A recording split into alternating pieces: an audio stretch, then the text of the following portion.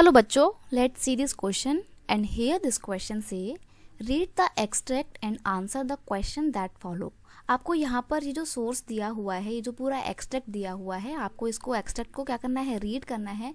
और इस एक्सट्रैक्ट के बेस पे आपको यहाँ पर ये जो 3 क्वेश्चन दिए हुए हैं, आपको इन तीनों क्वेश्चन को क्या करना रहेगा, सॉल्व करना रहेगा। तो पहले हम हमारे पूरे एक्सट्रैक्ट को पढ़ना स्टार्ट करते हैं।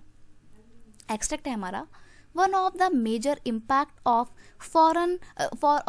European colonialism was on the practice of shifting cultivation और Sweden agriculture। देखो, जब से यूरोपियंस लोगों ने अलग अलग कंट्री के एरिया को कॉलोनाइज करना स्टार्ट किया था, तो उसका सबसे मेजर इम्पैक्ट जो है वो किस पर पड़ा था, शिफ्टिंग कल्टीवेशन पर पड़ा था। और इसी शिफ्टिंग कल्टीवेशन को स्वीडन एग्रीकल्चर भी कहा जाता है।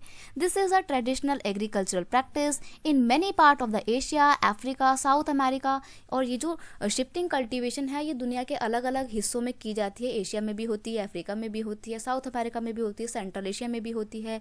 It has many local name, और उसके बहुत सारे लोकल नेम भी हैं। जैसे कि साउथ ईस्ट एशिया में इसको क्या बोलते हैं, लेडिंग बोलते हैं। सेंट्रल अमेरिका में इसको मिल्पा कहा जाता है।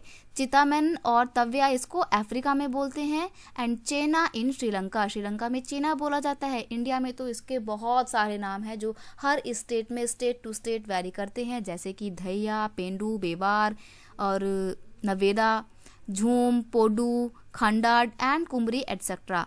ये सब कुछ नाम है शिफ्टिंग कल्टीवेशन के या स्वीडन एग्रीकल्चर के। In shifting cultivation part of the forest are cut and burn in the rotation. और ये शिफ्टिंग कल्टीवेशन में होता क्या है ऐसा, तो ये देखो क्या होता है। शिफ्टिंग कल्टीवेशन में मान लीजिए ये जंगल का कोई एरिया है, आप क्या करेंगे, जंगल के इस इतने एरिया को क्या कर दोगे, आप जितने भी एरिया थे यहाँ पे, जितने पेड़ थे, उनको सबको काट के क्लीन कर दोगे। तो ये जो अलग सा एरिया है एकदम बिल्कुल साफ हो गया। यहाँ पर जो जंगल यहाँ पे जो थोड़े बहुत जो लकड़ी के पड़े रह गए थे, जो रिमेन्स रह गए थे प्लांट के कटने के बाद, उनको जला दिया जाता है। अब जो जले हुए एरिया में जो पूरी राख पड़ी होती है, उसी में बीज को हम क्या करते हैं, बोते हैं और फसल को कल्टीवेट करते हैं, क्रॉप प्रोडक्शन वहाँ पे हम करते हैं। 2-3 साल तक यहाँ पर खेती करेंगे। उसके बाद जब यहाँ की मिट्टी ने अपनी फर्टिलिटी को लूज किया, तो फिर ये लोग क्या करेंगे, ये लोग इस एरिया को छोड़कर हो सकता है यहाँ पर आ जाएं या किसी और एरिया में जाकर शिफ्ट ये कर सकते हैं। तो इसीलिए ये लोग ना घूम घूम कर खेती करते रहते हैं। हिंदी में तो उसको घूमतू खेती भी बोला जाता है, क्योंकि एक जगह स्टेबल होकर नहीं की जाती है। और इंग्लिश में क्योंकि ये लोग शिफ्ट करते रहते हैं, इसलिए उसको शिफ्टिंग कल्टीवेशन भी बोला जाता है। तो ये है मेन कॉन्सेप्ट शिफ्टिंग कल्टीवेशन का। अब देखते हैं आगे क्या बोल रहा है। Seeds are sown in the ashes, राख में बीजों को बोया जाता है फर्स्ट मानसून की रेन के बाद। और फिर इसको कब काटते हैं, हार्वेस्ट बाय द अक्टूबर नवंबर। और अक्टूबर नवंबर तक जब वो फसल पटकर बनकर तैयार हो जाती है, बनकर क्या मतलब पक जाती है पूरी, तो उसको हार्वेस्ट कर लेते हैं, काट लेते हैं। Such plot are cultivated for a couple of year and then left for the 12 to 18 year. यानी कि ये जो एरिया था जो साफ किया था, यहाँ पर कब तक खेती होगी, यहाँ पर सिर्फ अगले 2 से 3 सालों तक खेती होगी। उसके बाद इसको 12 से 18 साल के लिए ऐसे ही खाली छोड़ दिया जाएगा, ताकि जो लेफ्ट किया हुआ लैंड है ये नेचुरली अपनी फर्टिलिटी को ऑब्टेन कर सके। आगे बोल रहा है, central India and Africa is could be millets जो है in Brazil major Brazil manioc and in other part of Latin America maize and beans. देखो यहाँ पर बता रहा है कि अलग अलग एरिया में कौन कौन सी फसलें बोई जाती हैं शिफ्टिंग कल्टीवेशन के दौरान। कहीं पर मिलेट्स, जैसे कि अफ्रीका में मिलेट्स बोया जाता है, लैटिन अमेरिका में मेज यानी कि मक्का बोया जाता है, बीन्स बोए जाते हैं। तो हर एरिया में ना खेती के लिए जो फसल उगाई जाती हैं वो भी अलग अलग होती हैं। यूरोपियन फॉरेस्टर गार्डर regarded this practice as the harmful for the forest. लेकिन जो यूरोपियंस थे, जिनके आने के बाद ये कल्टीवेशन प्रैक्टिस के ऊपर बहुत नेगेटिव इफेक्ट पड़ता है। और क्यों पड़ता है, क्योंकि उनका ऐसा मानना था कि शिफ्टिंग कल्टीवेशन बड़ी हार्मफुल है। They felt that land which was used for the cultivation every year could not grow trees for the railway timber. वो कहते थे कि जहाँ पर ये लोग लैंड को साफ करके खेती करते हैं ना, वहाँ पर फिर फॉरेस्ट वाले एरिया जो मतलब वहाँ पर फिर वो उन प्लांट को या उन पेड़ों को नहीं लगा पाते हैं जो टिम्बर लेने के लिए, टिम्बर प्राप्त करने के लिए बहुत ज़रूरी होते हैं। और टिम्बर क्यों चाहिए थी उनको, क्योंकि वो जो रेलवे के ट्रैक बिछा रहे थे, रेलवे के ट्रैक के बीच में जो स्लीपर्स बिछाए जाते हैं वो लकड़ी के बने होते थे। तो इन स्लीपर्स के लिए उनको लकड़ी की ज़रूरत थी, और इसलिए वो टिम्बर ज़्यादा से ज़्यादा टिम्बर चाहते थे। When a forest was burn, there was the added danger of the flame spreading and burning valuable timber. और उनका मानना था कि जब ये लोग आदिवासी लोग इन जंगलों को काटते हैं, सफाई करते हैं अपनी खेती करने के लिए, तो कहीं जरा सी हल्की सी फ्लेम या हल्की सी चिंगारी कहीं और चली गई तो पूरा का पूरा जंगल जल जाएगा और जो उनका वैल्यूएबल टिम्बर है वो ख़त्म हो जाएगा।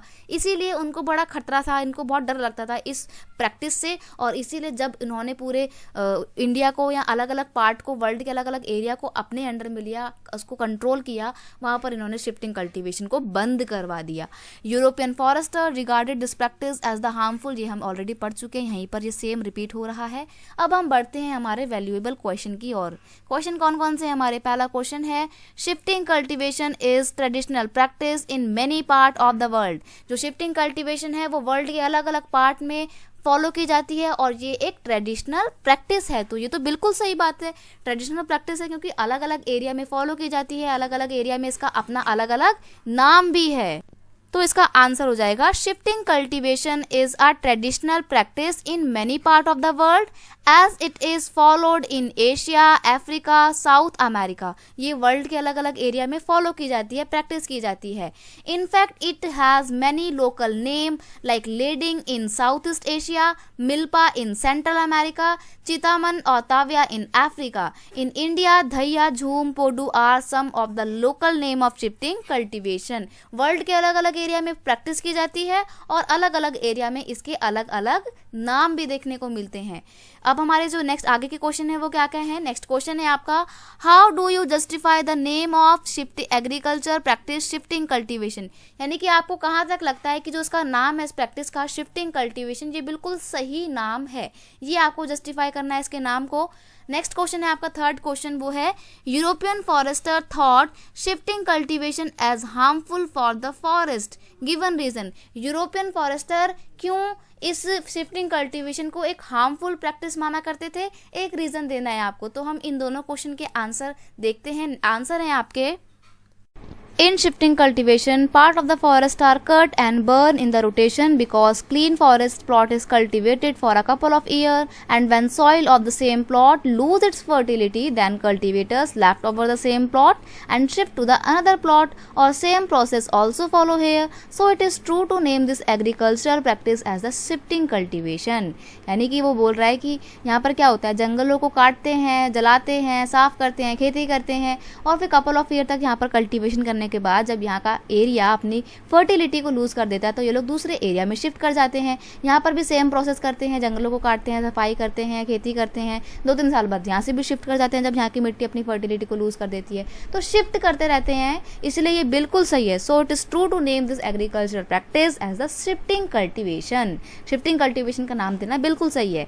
नेक्स्ट क्वेश्चन क्या था आपका कि जो यूरोपियन फॉरेस्टर हैं या यूरोप के फॉरेस्ट डिपार्टमेंट के ऑफिसर्स हैं, उनको क्यों लगता था या उनका क्यों माना था कि शिफ्टिंग कल्टीवेशन बहुत ही हार्मफुल है जंगलों के लिए। तो ऐसा इसलिए because according to them when a forest was burn, जब एक जंगल को जलाया जाता है, there was a added danger of flame spreading and burning the valuable timber. तो उनका ऐसा माना था कि जब शिफ्टिंग कल्टीवेशन के लिए जंगल को जलाते हैं तो एक खतरा बढ़ जाता है कि कोई चिंगारी दूसरी तरफ जाके गिर जाएगी और वहाँ के जंगल में आग लगा देगी और ऐसा करके वैल्यूएबल टिम्बर जल जाएगा। इसीलिए इस शिफ्टिंग कल्टीवेशन को वो हार्मफुल प्रैक्टिस मानते थे और यही रीज़न है कि आगे जाके उन्होंने इसके ऊपर बैन भी लगा दिया था। तो ये था इसका पूरा आपका case study. I hope you understand it well. Best of luck.